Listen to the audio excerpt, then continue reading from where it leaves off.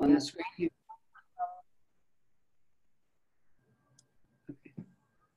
Okay. All right. There we go. Hello. Here we are. So just to start out with, would you like to say name and where you are? I am right now in the town of Thousand Oaks, which is in Ventura County, which is a suburb of Los Angeles. Okay. And your name? Nickie Godfrey. Okay. Legally, my name is Naomi Godfrey, and I have to say that now because, you know, I have to use that professionally, but everybody knows me as Nickie. Right. It's interesting. Sometimes some people's name isn't even an easy question. There's sometimes the story right there, you know? I know. I mean, it couldn't be like my name was Barbara and I'm called Barb or something like that. That would be easy enough to figure out. Mm-hmm. Okay. Well, the first question that we actually have is, who are you? Who would you say you are as a human being? And you can take this either as your passions, your interests, your qualities, perhaps some values that are fundamental to you, but who are you? Well, I most identify as a wife, a mother, and a grandmother. That would be my primary identification for me as an individual. And as a professional person, I'm a psychotherapist. But more specifically, I'm a humanistic psychotherapist, which is something I really treasure about my identity. Mm-hmm. And then, of course, to take that a step further, I'm specifically a Gestalt therapist. Okay. And aside from your practice or your professional identities, do you have any particular passions or interests? Yeah. Well, you know, my passion has been Gestalt therapy from the beginning. And the beginning was in the mid-70s. So I've been doing this for a really long time. And there were a couple of experiences that inform that identity, that humanistic and Gestalt identity, which I can say more about if you'd like. But I love that the Gestalt approach has always informed my way of working as a professional psychotherapist because it's very creative, and that ties in with, and it's artistic. So that ties in with my leisure time passions of painting, and I do, I've done fine jewelry design. I used to work in the fine jewelry industry many years ago, and gardening. So, you know, I've got these, and of course now a very large part of my social life is still, you know, I have my grandchildren are grown. I have my granddaughter just turned 26 and her brother is 22. And then my two younger ones live close by now, and one is 14 and one is 16. So almost 16. So, and of course my kids, the people that bore them. And they were a really big part of my husband's and my life. And of course he is my absolute, my favorite, my husband. We've been together for a really long time. We've known each other for just about 60 years now. And we've been married, it's gonna be 57 years in July. So, wow. Yeah, yeah, it's a big wow. Congratulations. I'm glad to see that you enjoy that. Yeah, no, I do. I mean, he's a real keeper. I mean, we're both from the Bronx, and we're both Jewish.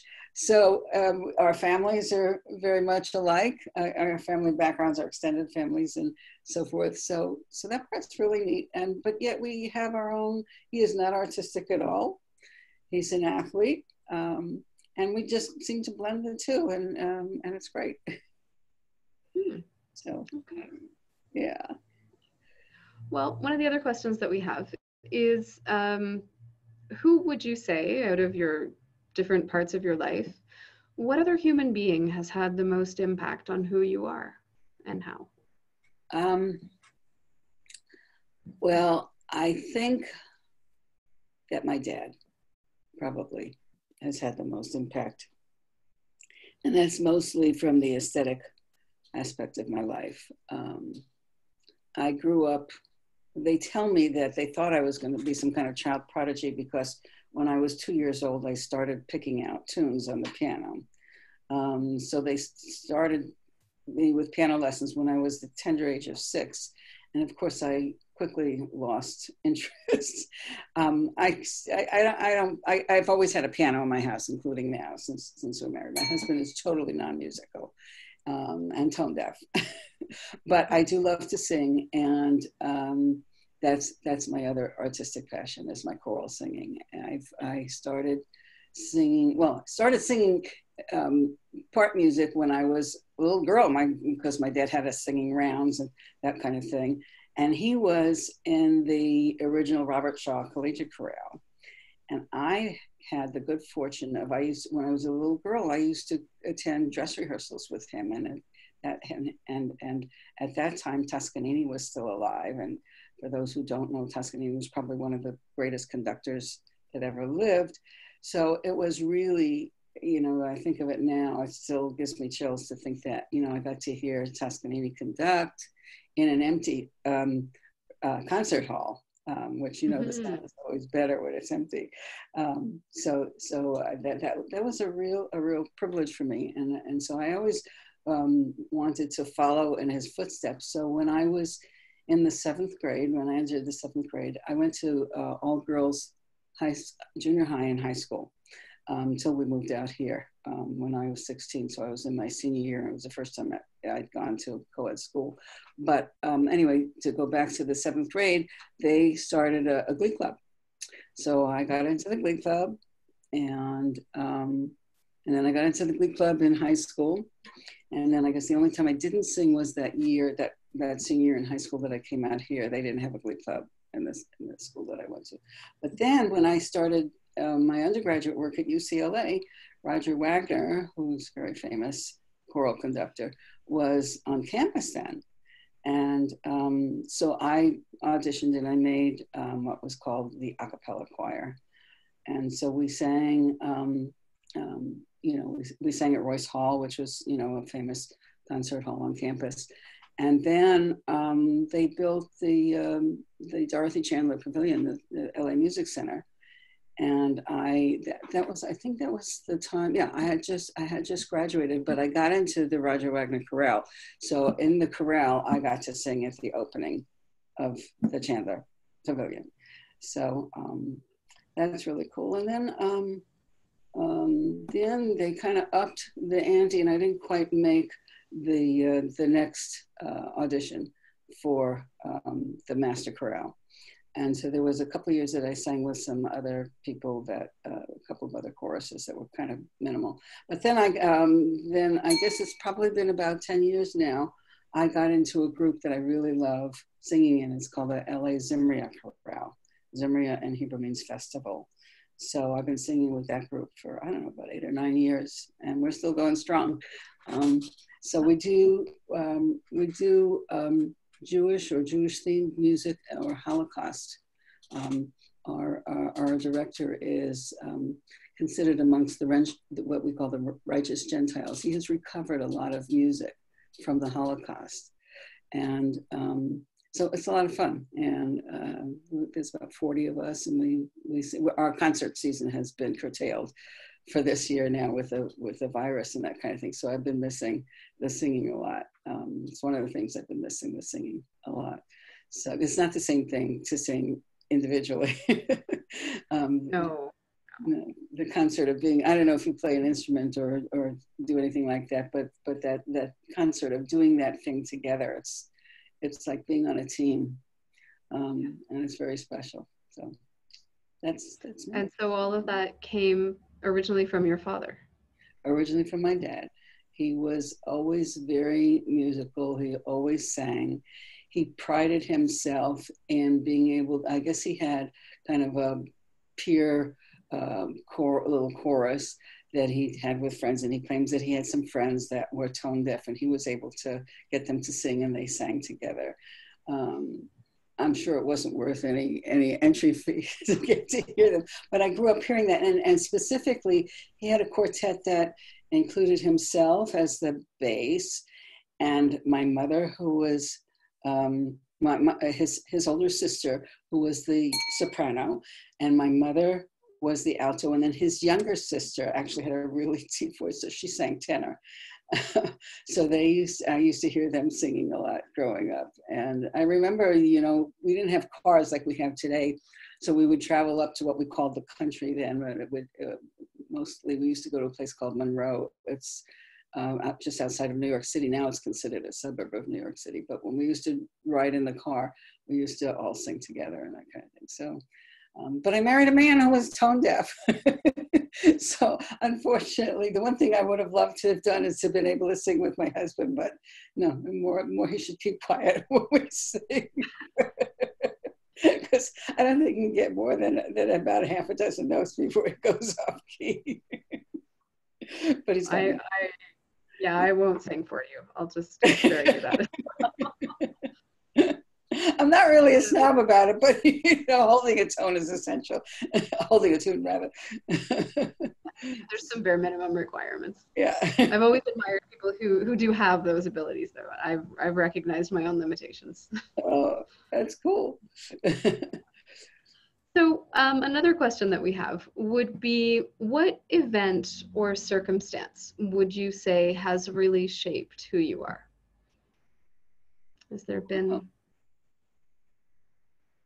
Well, I guess the event was my musical connections, and that event that I mentioned before, when I got to go to as a little girl several, you know, those dress rehearsals, and singing and hearing the professional choral group. And so I grew up and I said I want to be like my daddy, you know, in that respect.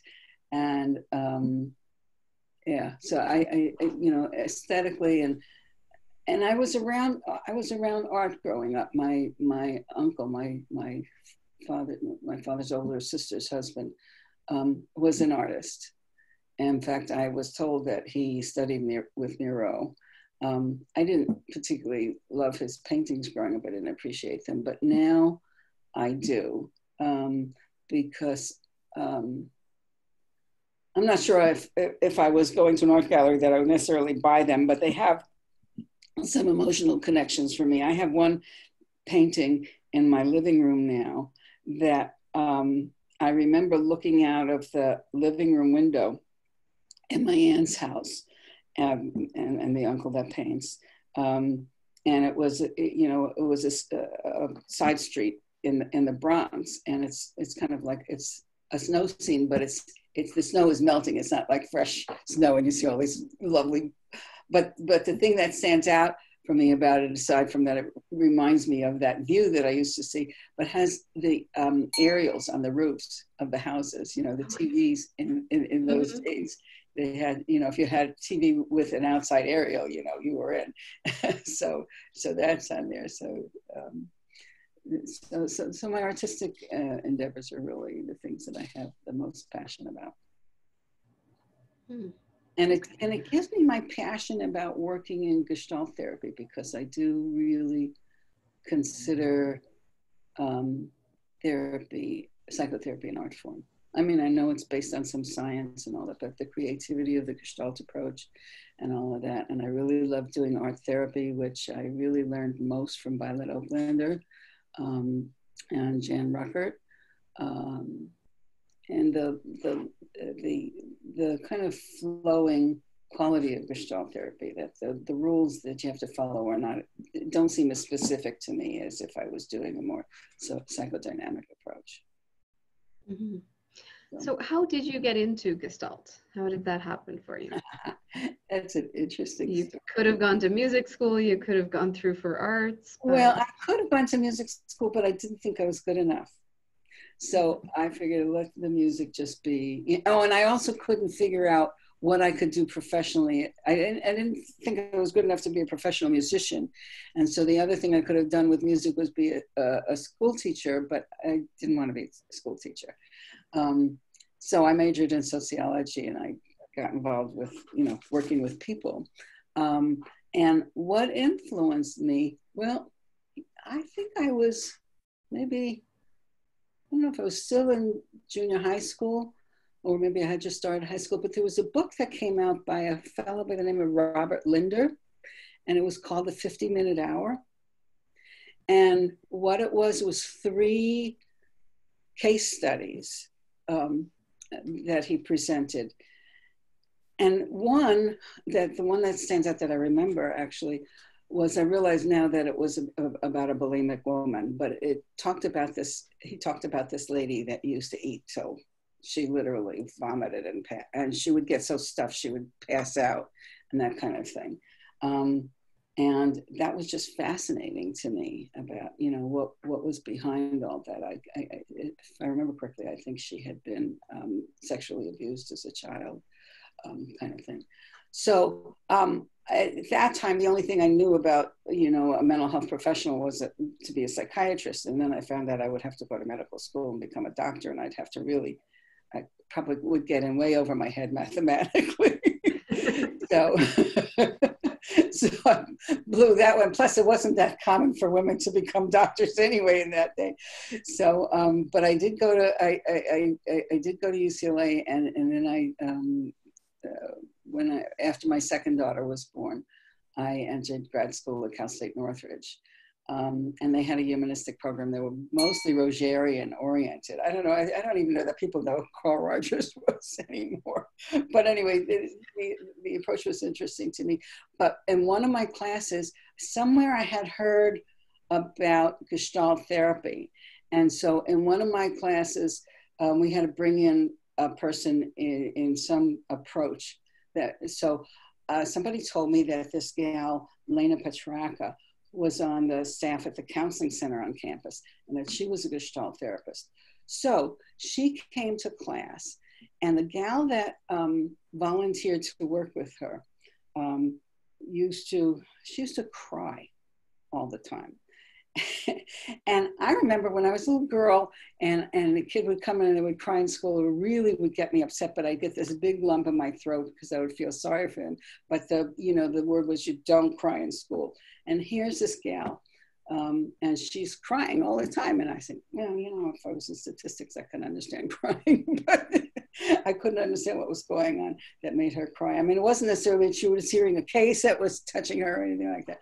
Well, anyway, so Lena worked with her, and he actually helped her make friends with her tears. And I thought, whoa, that is really amazing. Something that I thought was painful and verboten that, that she couldn't control, she helped her really make friends with her tears. And that was just really impressive to me. And I guess that was the thing in grad school. And then when I finished grad school, I was able to get an internship at this clinic in Glendale, which is a suburb of LA. And I worked in a day treatment program there 2 days a week. And and in the afternoons we would have group. We broke up into different groups, and there was this gal in our group. She would come in to group after lunch, and she most of the time refused to sit on a chair. She would sit on the floor, and I was the second therapist in the group, the gal that was in charge of the group, who had been there longer. She would look at her, and then I would notice that she would start cutting her wrists in group till they bled. And then, of course, she got the glass taken away from her. What this gal used to do was that she would go there was a vacant lot across the street from the clinic, and somehow she would run out during lunch undetected, and she would find a piece of glass or an old rusty nail or something like that. And so she took a shine to me, and and I was attracted to her. So sort of the other part of the day that we weren't doing group therapy, we would be together, and then we started doing individual therapy together. And that was when I I think I was studying with Violet already at that time. So what happened was is that I was able to get her to, instead of using, cutting, I got her to use, I would give her some crayons, colored crayons. And I would bring in this like the 16 by 20 newsprint thing. And I was able to get her to use the colors. And that's what I had learned from Violet, because Violet talked about doing art therapy in terms of working in colors, lines, and shapes. That was the other language. And so she started out with, she was able to identify, it turns out that she was angry. I mean, aside from the fact that she had this mother that really abused her. And she actually had two names for her. And there was one name when she was okay, and there was another name when she was angry. So that turned out to be where she switched personalities when she got angry. And the cutting was, of course, beating herself up. It was her mother punishing her. But we didn't do that as there wasn't an interpretation about it. That was just, we found out that that's what was going on with her. So I was able to get her to take, instead of doing the cutting, she would take colors to somehow identify her feelings. And surprisingly enough, she was not allowed to be angry, in her household growing up. And she had married a man that was a drunk. And he used to do things like she would feed him dinner, and he would end up throwing a plate of meatballs and spaghetti against the wall, or he'd take out his gun and he'd start shooting at her feet that would make her dance. And this guy was really very creepy. So anyways, so she started, so she ended up using, instead of the glass and for anger, she used the color red. I know that kind of typically is associated, but that was her choice. And then slowly she started to begin to use other colors. She used to write, and that's what had happened. The gal that was my co-therapist in the group, she would give her a paper and a pen. And so I started reading these things that she would write, when we'd come in the individual sessions. And I don't remember what she was writing. It was, she had a lot of words, and she would draw different things in the corners of the paper and so forth. But she actually, her penmanship would change direction when she got to the angry person, and that kind of thing. So she was really starting to integrate that. And then I had to leave the clinic. My time was up there, but I worked with her for about 5 years. And she did come with me to my practice, but I mean, she was poor, and she was on Medi-Cal and all of that, but I wasn't charging her. But then they got a new crop of students in from one of the graduate schools that was having their students who were training there. And she took a shine to her, and I guess it was a lot easier for her to stay at the clinic than come all the way over to my office. So, but that was a very, very touching point in my work. Mm-hmm. So, and so your involvement with Gestalt from there, how has that been? What shapes has it taken? It was so creative. It was just, and then when I heard, the history that, that Fritz had been in drama and Laura had been a dancer and all that, it all began to make sense to me. And I really started, seeing that Gestalt was really an art form as well. So, and it's endured that way for me. I mean, I just didn't like any of kind of the, the things that you had to learn in the psychodynamic approaches. And I love the fluidity and the creativeness of working as an art, as a therapist, because it's just continued that way for me. So. Mm-hmm. Okay. So this is a question which is not relevant to everyone. It's not a category that everyone is interested in, but we're curious how you have experienced yourself as a woman, or how have you experienced your gender in the Gestalt world, or as a Gestaltist?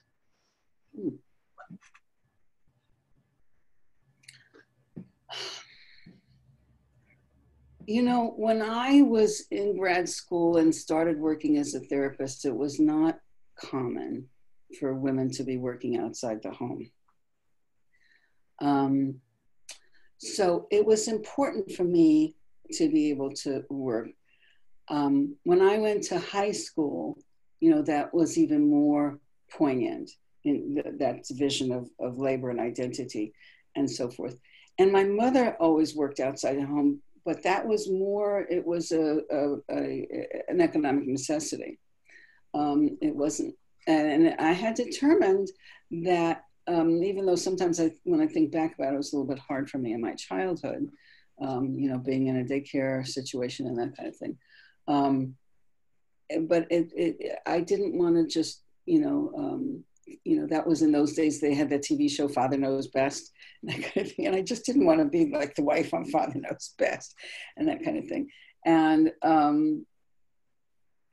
so I very specifically did not want our household to be, you know, my husband goes out and he earns a living and I stay at home and with my little apron on and take care of the kids and that kind of thing.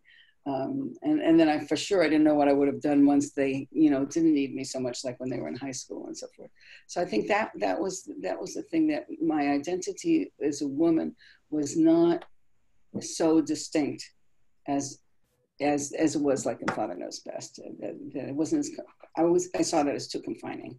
So I really liked that I got out and that I got to meet other people, and I especially felt pleased that, you know, when wives got out and to do things, they just only mingled with other women and they played cards or mahjong or something like that. That wasn't going to be me. So I think that's the kernel of the whole thing. Yeah, I think you have way too much energy to do just that. It doesn't sound like you'd fit in that role for some reason. I've just met you. This is a blind date, but this is just, I get that impression. Yeah. Yeah. So another question that we have is, we're curious about whether you feel like you're part of a Gestalt community. Does that phrase mean anything to you? Yeah, it does. And it's kind of a painful thing, actually. Well, I say kind of, it's not, I'm missing the community. What happened was that when I started training at the Gestalt Institute, and then I guess I trained for about 2.5 years and got my certification. While I was training, by the time I got to the advanced part of the training, I had a group, and we all met in that group. In fact, Liv Estrup that's where I got to meet Liv. But I think, let me backtrack for a minute. The last trainer that I had at the Gestalt Institute was Arnie Beiser. I don't know if you know about Arnie.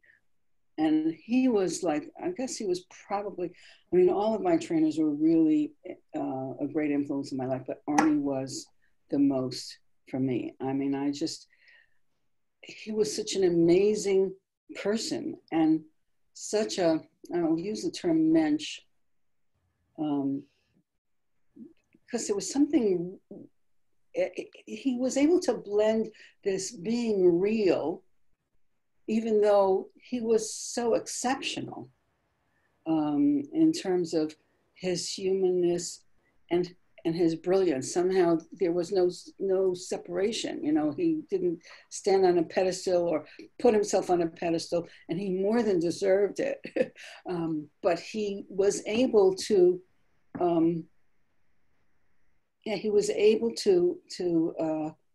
be like everybody else. It was, you know, which is, I think, part of what that message was, that Fritz and Laura were trying to put, that, you know, the I-thou relationship between the therapist and the client. I mean, he epitomized it.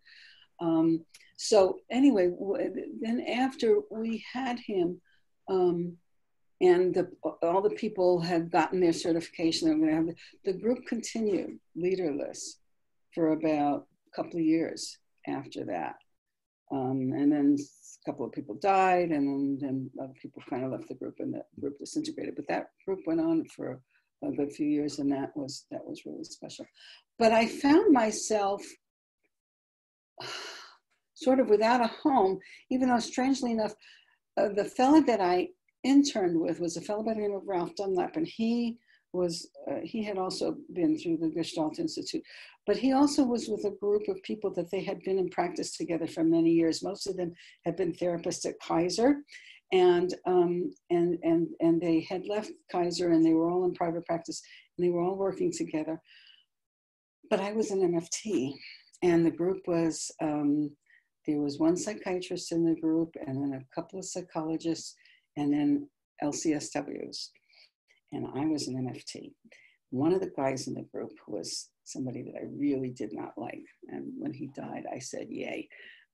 He kept me out of the group for a long time because he didn't, he was an LCSW, and he saw MFTs coming on site that were a threat to the positions that the LCSWs had.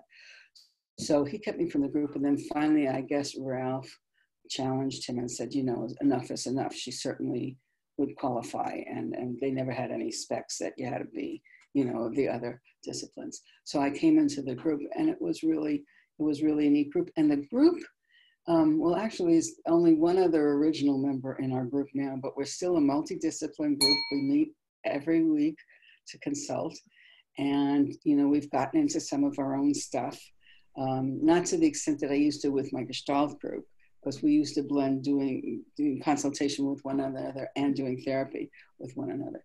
We don't quite get into the therapy stuff, but we're very informal. We know a lot about each other. In fact, we meet a couple of times just for social gatherings, and it's neat. So that's part of my group. And in the Gestalt Institute in LA, which used to be a place for me, and what I did do was that I asked to sit in on the training group meetings. So I used to do that, but then there was this big split in the Institute.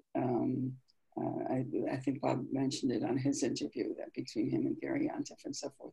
And that split has continued. I mean, there's two separate training organizations in there. So, but I do sit on the board, and I'm currently vice president.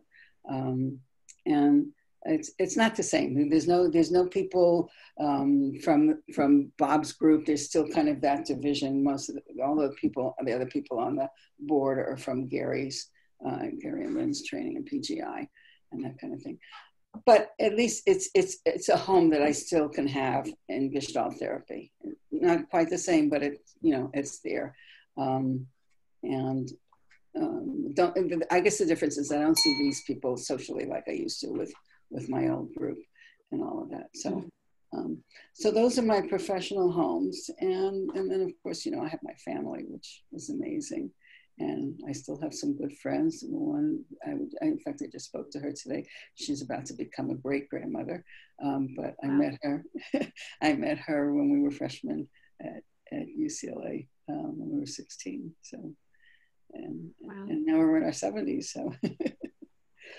I can't remember who I said it to. I think it was to friends, but I think that grandchildren with Gestalt grandparents are incredibly lucky. Yeah. And I can't imagine, Gestalt great grandparents. That's a lot of distilled practice. Coming through there. That's quite the level. Yeah. So how would you say that, it's obviously been a large part of your life, but how would you say that Gestalt has affected you as a person? I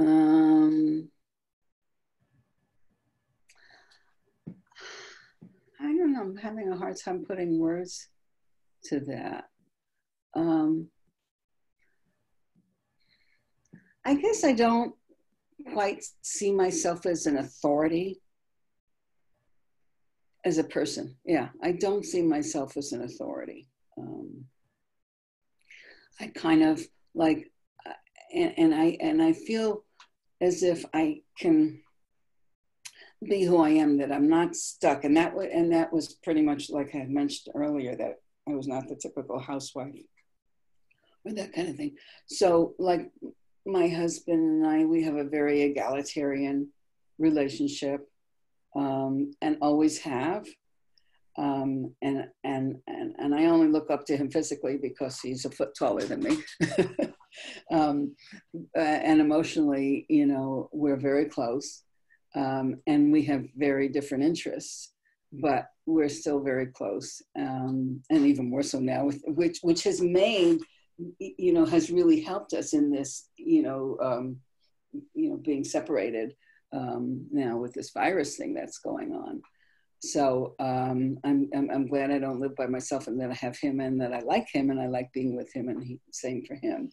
So I mean, not that, that's fortunate. Yeah. That's very fortunate. Yeah, it is. It's extremely fortunate, and I mean, you know, we still have our arguments and that kind of thing, but we're good friends, and I think that that's the best. I mean, I often tell him he's my best friend. And I think that that's really important, to be able to have a relationship, even if you're married, that you're able to be best friends. So, yeah, he's probably the most important person in my life right now. And of course, my kids and my grandkids are very special. But life would be really hard without him. Yeah. Well, there are two other things that we tend to ask, and sometimes it's even the same answer for both of these questions. But it's about what you would say your greatest memory and or your greatest challenge around Gestalt has been. You mean, when you say around Gestalt, you mean as a Gestalt therapist? As a therapist, some people go back to, you know, as a trainer, being trained, as a client sometimes. I mean, what you would say one of your highlights was? My largest challenge was being in the group that I'm in now. Of course, the group is very different and very accepting of me. But for years in that consultation group, the multidiscipline one that we meet weekly, like I said, there was this guy in the group, and he just really never would accept me. And I finally went up to him and I challenged him about that. And the fellow Ralph, he went and he supported me. And it was particularly challenging for me because we used to be in a building together. This guy that I didn't like, he was sort of the primary shaker and mover. They built a building that was just for the group. And he was the one that commandeered the building of the building and so forth. And as luck would have it, you know, I had my own office, and it was on the hall, at the end of the hall, and his office was opposite of mine. So he, you know, had access. If his door was open, he could see who was coming and going from, and likewise mine. And one of the things that I remember specifically was he was an LCSW. He was not a DSW, but many times there were people that would leave his office, and my office door happened to be open, and they would say, "Goodbye, Dr. So-and-so." And I thought, whoa. So I finally spoke to this fellow Ralph, and I guess nobody realized that he was doing that. And I said, you know, that's really illegal for him to have people calling him doctor and so forth. I don't remember how it ended up, but I felt when I was able to say something about that after he had been putting me down all these years and not even considering me as a therapist, as a legal therapist, I just felt really pleased that I had seen that, and I had and heard that and shared that with the rest of the group. So somebody must have said something because they stopped saying doctor. That's interesting, actually. I mean, we've talked to about 40 different people now, and you're the first one who's mentioned as a challenge something that's actually like an ethical or a legal issue. Yeah. It's just interesting. I'm just... Yeah. I'm not sure what's interesting to you, but well, it's interesting to me because that is something that I run into, because here in Mexico, there's a lot of people who call themselves doctor, and very few who actually are. So it's kind of one of the things that resonates with me. Like, that's something that I would name as well. But it's very difficult sometimes to push against practices like that. So because I had a friend at the Institute. In fact, I've been trying to find her. I haven't seen her for many years, and she had moved out of the LA area. But she was from Holland, and she had a DRS In fact, I think Laura Pearls had a DRS, if I'm not mistaken. I'm not sure about that. But anyway, my friend had a DRS. And I had asked her about that. And I guess in Holland, she was called doctor. But when she broke it down for me, she said her training and her licensing was technically somewhere between an MSW and a PhD. So it was kind of a middle kind of designation, professional designation that was unique to possibly other countries in Europe too, but definitely in Holland. So I think different, different locations, certainly different countries, consider it different. Yeah. No, and I mean, just simply saying the word, I'm a trained or a certified therapist, those mean completely different things all over the world. So yeah. But yeah, anyways. So what would you say one of your greatest memories is? What is something that you go back to and you go, this was one of those moments? Greatest memories in my life or in my professional? As a Gestaltist, somehow related to Gestalt. Huh. I have, Laura Pearls came out and did some work at our institute. She came out two separate years and worked, did a special workshop for a week. So working with her was a fantastic memory. And I specifically remember that somebody in the group was doing something. She used to work very long and very involved. Sometimes it was kind of hard to stay attentive to because the work would be so long. But she said that was the way she worked. So, I myself, and I think I would imagine others sort of, got used to that. I remember she was working with somebody, and it was a guy, and he said something about something. She said that he was feeling something opposite of what he was claiming to feel. And when he maintained that he was feeling such and such, whatever it was, she says, well, tell that to your face. And what she meant by that was that his face was showing an emotion that was different from what he said he was feeling. And I thought, whoa, that is the height of chutzpah for her to do that. So I remember that. I mean, she was like really an amazing lady. Not very lovable, but she was an amazing lady. So that was a distinctive experience. And then the other really distinctive experience was working with Arnie. He was just an absolutely amazing guy. I mean, it's like he wouldn't let himself be superior to us in any way, and I remember when I used to go to the training committee meetings, lots of times they would have him in his house because, he couldn't get around that much. And he had this really neat house in Brentwood. And he used to come in and zip around the living room when people were all sitting around, all on the couches and stuff, getting ready for the meeting. He could zip around on that, and he was a quadriplegic. So the only movement that he was capable of was he had this little joystick on the chair and he could move around with that. And it made me realize that, his athletic abilities were still there for him. And I remember he was once talking at I had brought him into my peer consultation group, and he was giving a talk, and he talked about his time at Rancho Los Amigos. And he said that, when he was working there, in the hospital that was there at the time, he said some guy came over to him and said, how can you stand sitting in that chair, just sitting in that chair all day? And he looked at him and he talked for a minute. He says, I don't just sit in this chair. And he started to realize all of the things that he does in the chair. And, and it was just incredible that he he could break down things like that. Just, and just be cavalier, because that doesn't sound as genuine as he was. But he could just deal with and take,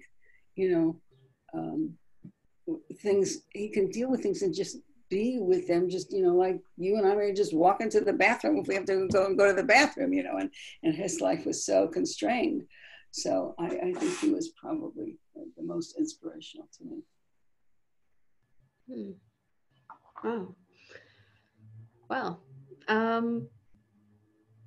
I guess the other thing that I do have to ask is what else do you think you'll be doing with this? What else would you like to do with Gestalt for yourself, or where would you like to see it go in the future? Well, I would like there to be more community in the Gestalt Institute in LA. That's, and I don't think that that's going to happen. Somehow the people in Bob's, GATLA training programs, even though we try and have at least, we have 2 GTILA gatherings a year. And the people, including Lynn and Gary, don't show up at those things. So even when I go and I sit on the board meetings, I'm the only one that's not a PGI person. And I had even gone with Mark Winitsky, and we talked to all of the training groups, including GATLA and all that, and made invitations and so forth. And we do have we have what we call salons, and different people in the Institute can come and present about their work and so forth. So there's been a couple of gals that have been training and now working with Violet Oaklander. And so they've done a couple of presentations, but I don't know. I think it probably will happen. I don't know in my lifetime, but maybe it'll happen. But I'd like to see more of a Gestalt community, and that's really been missing for me. So that split between Bob and Gary, even though they've apparently made up and that kind of thing, there's just no joining, not enough joining for me. And in terms of AAGT, I belong to AAGT, but, we're so spread out over the world and so forth. And I haven't been able to go to a lot of the conferences because they've been far away and, the cost and that kind of thing. So I don't know. We'll have to see what's going to happen with this virus thing. I think it's really going to impact the whole world in different ways. So. But we that's a whole other conversation, what I mean? Yeah. But I feel really grateful for what you and Camilla. Did I say that right? Yeah. Yeah. I really I think it's really great what you're doing, because it's providing a vehicle for the people that don't necessarily, like myself, that don't necessarily go to the AAGT things. I used to go to them in the very beginning. I was in the original group that started there. But using the vehicle of Zoom and the internet and that kind of thing, I think we're going to, like I never heard of you till this came up. So I think that's great. I really feel pleased to get to know you. So. Good. Well, thank you. It's been very nice. It's become our social life as we've been locked in our respective houses. Yeah. But it's been very nice, and it's that chance to sort of reach out horizontally to pretty much anyone who's interested. So it's nice because it's not organizational, and there is no political. There's nothing behind it. It's just curiosity. Yeah. So it's been very nice to get a response from people as well about that. Yeah, I hadn't heard of it, and then so of course, when I knew this interview was coming up, I started looking on the internet, and I was watching a few, and I always enjoy watching Bob's things. Bob and I have a special connection because both he and my husband went to CCNY in New York for their undergraduate work. So, So Yeah, I think there's less than 6 degrees of separation between any of us, really. yeah, But yeah, yeah. yeah, that's Sure. good. All right. Well, is there anything that you would like to add? I really appreciate you taking the time to do this, and I apologize for my disorientation in time and space. But No, that's okay. That's okay. It was good that it happened now because, we both had the time to reschedule. No, I just really want to thank you for doing this and giving me the opportunity to be able to, hopefully other people will meet me and connect and that kind of thing. And it's cool. wonderful. All right. Well, I will stop it there then. Thank you. Okay. Okay. And I'll